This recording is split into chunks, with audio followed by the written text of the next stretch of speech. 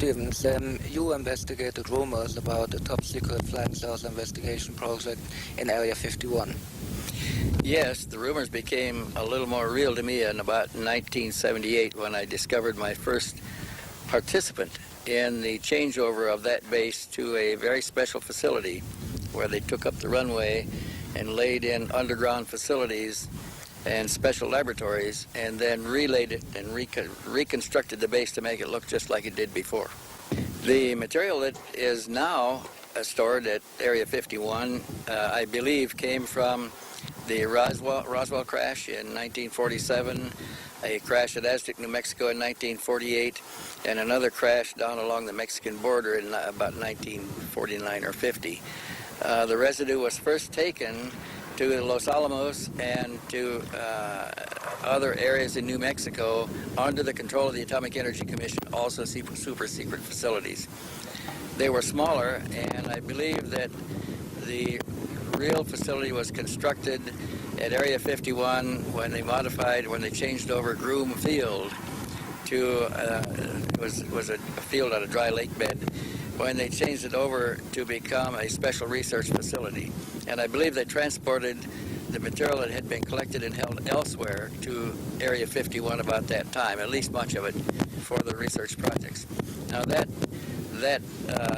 changeover began in about 1948, 47 or 48, probably early 48, when they modified the field, changed over the building and the facilities and put in a habitat where they could control an atmosphere for extraterrestrial guests, is my supposition now. And they also put in laboratories for research. And it's been expanded, been worked and expanded almost since that time. You got confirmation from the military, didn't you? Yes, one in particular comes to mind. Now, he's not in the military, but he ran several large military research programs here in Nevada. Very top-level programs, the highest classification. This is a person from a very prominent Nevada family, well-known. It's provable where he worked and the kinds of things that he did. He also confirms that the alien technology has been in Nevada since the early 1950s, that it was even here before the base at Groom Lake was built, that one of the reasons that the Groom facility was built is in order to test this alien technology.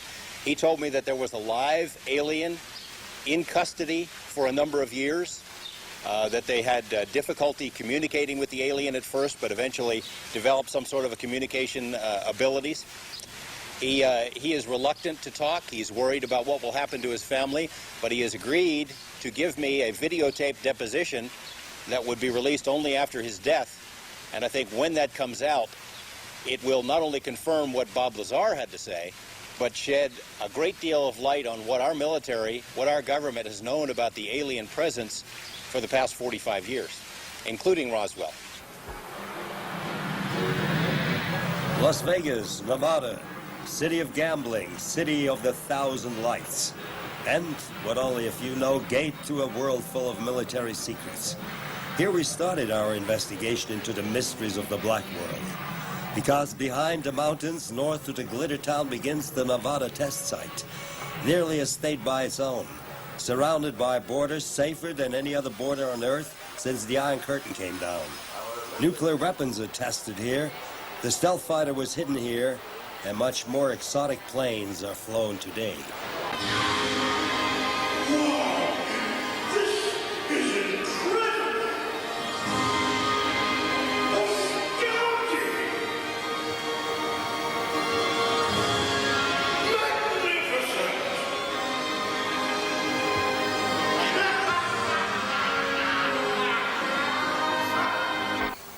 Our quest brought us to John Lear, one of the most successful and experienced pilots in the United States.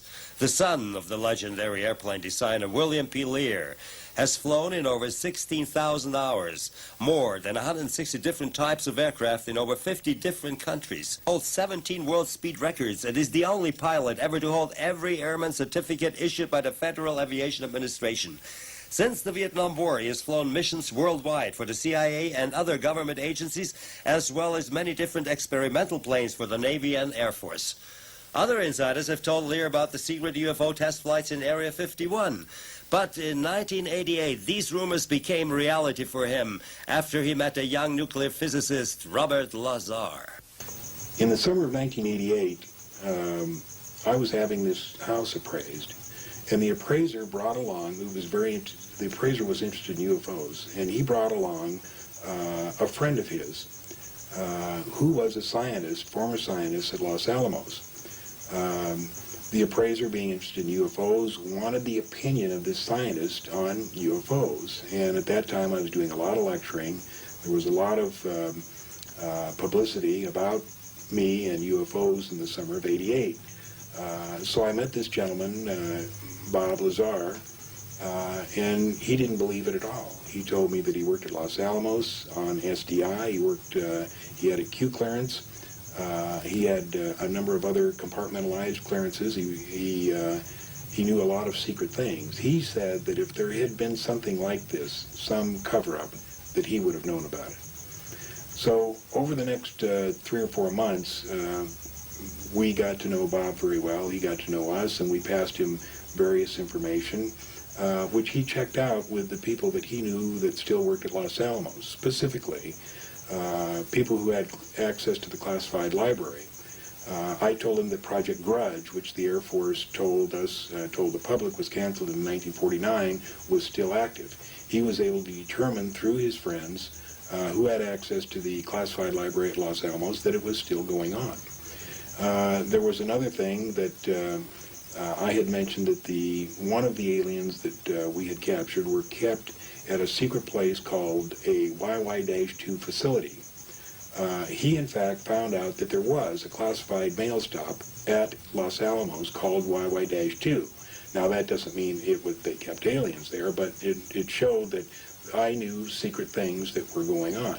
There was enough evidence there that he thought, well, maybe there is something to this, and he wanted to find out. So having the specialized, highly educated person that he was, he held 2 degrees, master's degrees from MIT, and also knowing Dr. Teller, who was the father of the H-bomb, he was able to send his resume to Dr. Teller, who then called him and asked him where he wanted to work. Dr. Teller proposed 2 places, either EG&G in Las Vegas or Lawrence Livermore Laboratories in California.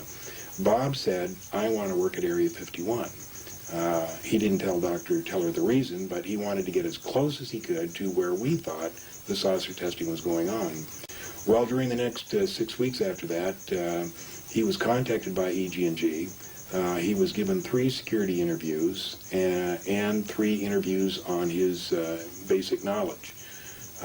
They were so impressed that apparently they went ahead and hired him. The first thing that I knew is on December 6, 1988, Bob came up here as he usually did in the evening. I was sitting here writing checks, and he sat right in that seat. And I said, what's going on, Bob? And he said, I saw a disc today. And I said, I was so startled, I thought I didn't hear him right. I said, what? And he said, I saw a disc today. And I said, theirs or ours? And he said, theirs. And I said, you went to the test site? He said, yeah, I just got back. This is the first time I went up there. I said, oh, my God. I said, well, what are you doing here? I said, don't jeopardize your security clearance. Work up there for a while and find out what's going on. He said, no. He said, you've taken so much flack over this thing, people not believing you. I'm going to tell you exactly what I saw. And for the next 3 hours and 47 minutes, he proceeded to tell me exactly what he saw on his first trip up to S4 at the Nevada test site. And basically it was that, yes, we had 9 extraterrestrial vehicles. He told me a little bit about the power plants. He told me that he'd been briefed on the aliens that flew them. He told me that he'd been briefed on a number of other secret things. He told me that we, in fact, did have a secret base on the moon. He told me that we, in fact, did have a secret base on Mars.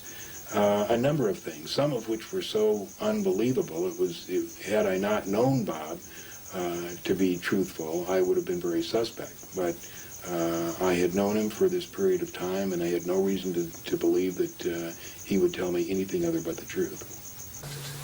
Well, I had met Ed Teller at Los Alamos one day. We had a brief meeting and a talk. I had